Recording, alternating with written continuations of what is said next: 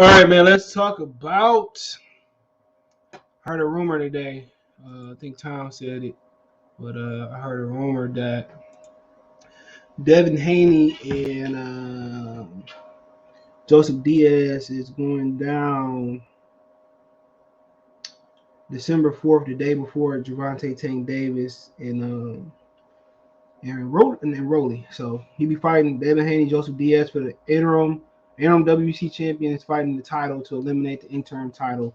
Let's talk about it. Thumbs up the video, share the video, subscribe to the channel. It's December 4th, the Mandalay Bay in Vegas. And the Mandalay Bay is like it's by the Lexor, the Excalibur, or the closest one, because you come out the Excalibur, they got like a bridge or a train, or I think it's a train that goes to the Lexor and the Mandalay Bay. I think the Mandalay Bay also got a Raising Cane's. People keep talking about it. I forgot to try it while I was in Vegas. I didn't know Vegas had it until I looked at it. But yeah, like I always tell you, the closest venue. I mean, you close to the T-Mobile out there, New York, MGM Grand, all close to those things, man. What else they close to? What's that joint? The Oyo ain't too far.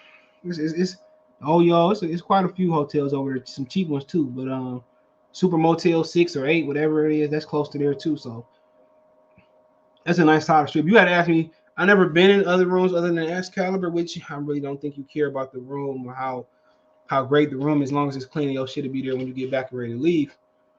If I had to recommend, as far as just the amenities, either that for me, I ain't been to Lexor or Mandalay Bay, but the Excalibur in New York got the best shit in there for sure. New York got a whole arcade and roller coaster shit. That's the best one. But to talk about the fight, honestly, I'm glad that they let Joseph Diaz take this fight. If he didn't take this fight, I think I think people would have said he ducked. They offered him the same money he was getting for Ryan Garcia. And I guess they look at it as, I thought he should get a little bit more. I guess they look at him as he being the opponent here, and he's not the how can I say it? He's not the champion. You know, versus Ryan Garcia, who'd have been the champion. Versus, Devin Haney, he's the opponent. But overall, I think he got a chance. I think he got a chance, and I think people, and I think the Hispanics to get behind Joseph Diaz, but honestly, I think he got a legitimate chance. Once you look at what he brings to the table, one thing about it is he don't have the most length. I gotta watch what I say because Henry be texting me. Hey, dog, pause. But he doesn't have the most length in the world. Okay. But one thing he gonna do is, one thing about Joseph Diaz, he'll hot fire, getting hit in the face. He is going to close the gap. And what they should work on is ways to cut the ring off and close the distance. He do that, he gonna have Devin right there. You can talk about punching power. Nobody want to get hit up and want to get hit willingly and they hit. And what he gonna have to do is, a lot of these dudes want to just think you can walk to a dude and you can rush a dude. Somebody like Haney, you can't do that. Number one thing you got to take away from Haney is his jab and his legs. And the way you take over the jab, you can, you can't follow him around the ring. You cut that ring off, you cut it off with a right hook.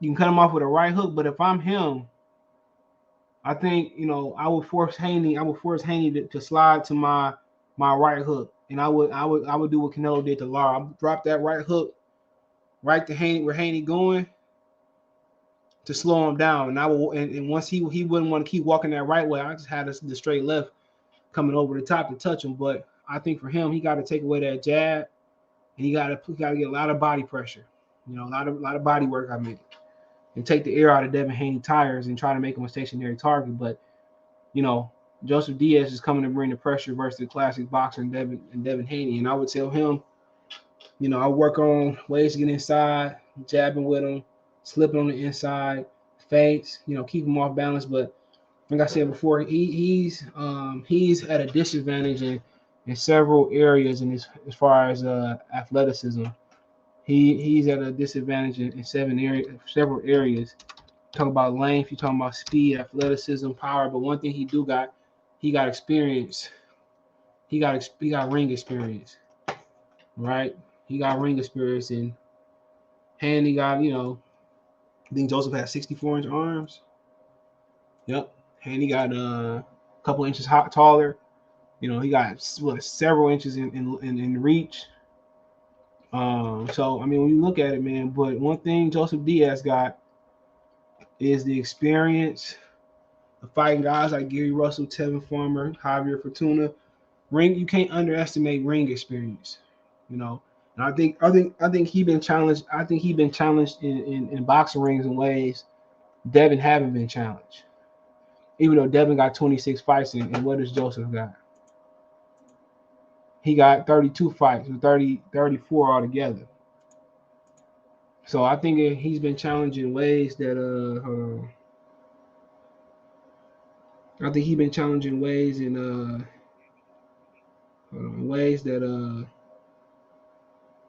Devin haven't, bro. So I think he can take the punishment, just learning to cut the ring off, and just learning to dig deep. We've seen Devin dig deep versus Fortuna for the first time. He should look at what Fortuna did and try to replicate that. I mean, Linares did and try to replicate that. But I would, if I'm his team, we ain't boxing on the outside at all. This camp is about pressure, old Mexican pressure. Hit him on the hip, work the body, then come up top and do something. That's what it's about. That's what it's about, man.